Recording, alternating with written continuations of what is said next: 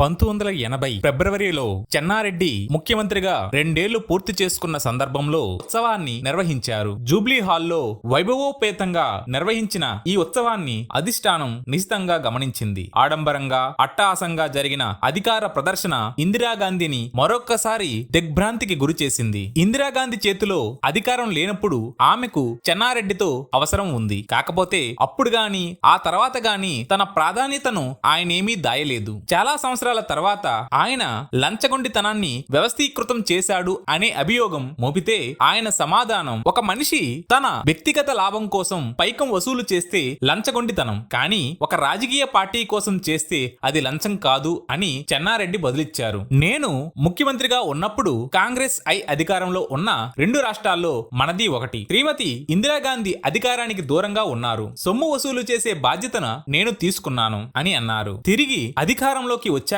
చెన్నారెడ్డికి ఉద్వాసన పలకడానికి సరైన సమయం కోసం ఇందిరాగాంధీ వేచి ఉన్నారు. చెన్నారెడ్డి నాదెండ్లను పట్టించుకోవడం మానేశారు. అది నాదెండ్లకు కంటగింపుగా తయారైనా గాని ఆయనపై తిరుగుబాటు బావుట ఎగరవేయలేదు. కానీ చెన్నారెడ్డికి వ్యతిరేకంగా పెరుగుతున్న తిరుగుబాటును మాత్రం ఆసక్తితో గమనించారు. 16 మంది మంత్రులు చెన్నారెడ్డికి వ్యతిరేకంగా తిరుగుబాటు చేశారు. తిరుగుబాటు బృందానికి సీనియర్ రాజకీయవేత్త, ముఖ్యమంత్రి కావడానికి అర్హత గల రాజారాం నాయకత్వం వహిస్తున్నారు. తిరుగుబాటు 4 నెలల పాటు కొనసాగింది. అసమ్మతి మంత్రులు మెజారిటీలో ఉన్నారనే విషయం బహిరంగమవుతుందనే భయంతో వ్యూహాత్మకంగా చెన్నారెడ్డి మంత్రివర్గ సమావేశాలు నిర్వహించడం నిలిపివేశారు. ప్రతిరోజు ఢిల్లీ నుంచి తప్పుకోమని ఆదేశాలు వస్తాయనే ఆలోచనతో తెల్లారడం, ఇందిరాగాంధీ నిర్ణయం తీసుకోకపోవడం, చెన్నారెడ్డి తనంతటి తానే రాజీనామా చేయకపోవడం, ఇది అప్పటి ప్రవాసనం. ఒకసారైతే అధిష్టానం నుంచి వచ్చిన సూచన ప్రకారం గవర్నర్ కు రాజీనామా సమర్పించడానికి తయారై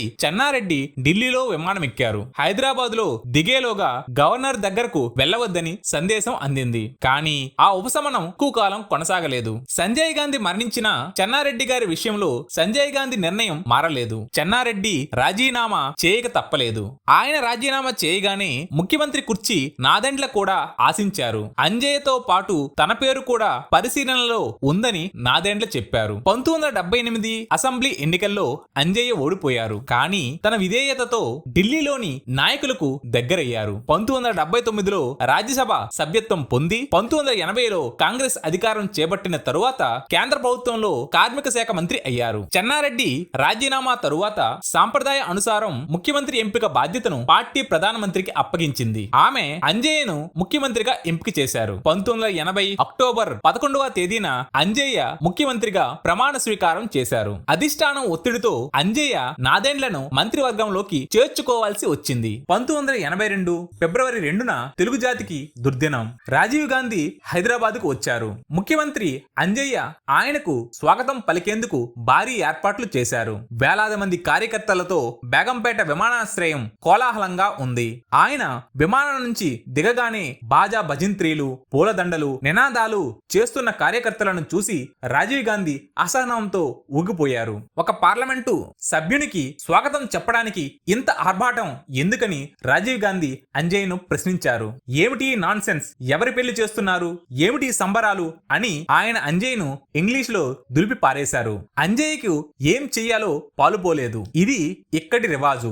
మీపై ఉన్న అభిమానాన్ని కార్యకర్తలు ఈ విధంగా ప్రదర్శిస్తున్నారు అని చెప్పినా కోపం వద్దు, అపార్థం చేసుకోకండి, శాంతించి మా సత్కారాన్ని అందుకోండి అని అంజయ్య చేతులు జోడించి వేడుకున్నారు. తన మాటలను అంజయ్య పట్టించుకోవడం లేదని రాజీవ్ గాంధీ మరింత ఆవేశపడ్డారు. విమానం దక్కకుండా విమానాశ్రయం నుంచి వెనక్కు వెళ్లిపోతానని హెచ్చరిక చేశారు.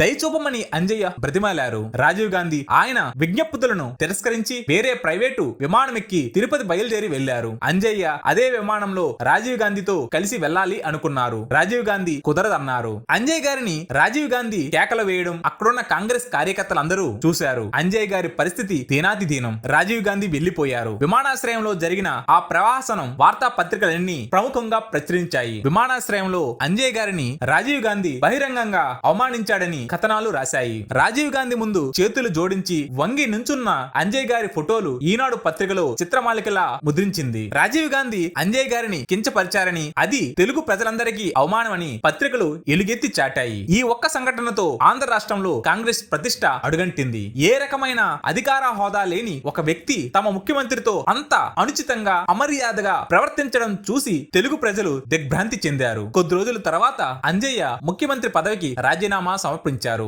నిజానికి అంజయ్య రాజీనామా వ్యూహమంతా పివి నరసింహారావు రచించారని పోతేదార్ అన్నారు. ముఖ్యమంత్రిగా అంజయ్య పనితీరు సమర్థనీయంగా ప్రజారంజకంగా ఉంది, కానీ ఆంధ్రప్రదేశ్ లో నాయకత్వ మార్పు అవసరమని పివి నరసింహారావు ఒత్తిడి తెచ్చారని, అంజయ్యని పదవి నుంచి తొలగించారని ఇందిరాగాంధీ నాతో చెప్పారని పోతేదార్ చెప్పారు. అంజయ్య గారి దురదృష్టం వల్ల అతన్ని ముఖ్యమంత్రి ఎందుకు చేశారో, ఆ తరువాత ఎందుకు తొలగించారో అర్థం కాలేదు. తాత్విక ధోరణిలో ఇందిరాగాంధీ దయ వల్ల ముఖ్యమంత్రి అయ్యాను, ఇందిరాగాంధీ దయ వల్లే పదవి పోయింది అని అంజయ్య గారు అనేవారు. అప్పటి గడిచిన సంవత్సరంలో దేశవ్యాప్తంగా కాంగ్రెస్ అధిష్టానం నలుగురు ముఖ్యమంత్రులను మార్చింది. ఆంధ్రాలో మొదట చెన్నారెడ్డి, ఇప్పుడు అంజయ్య. నిజానికి అంజయ్యను తొలగించి కాంగ్రెస్ పార్టీ అప్రతిష్ట పాలైంది. చూడడానికి మొరటుగా అగుపిస్తారు, కానీ చాలా తెలివైన వారు. వేగవంతంగా నిష్పక్షపాతంగా నిర్ణయాలు తీసుకుని అందరి మన్నలను పొందారు.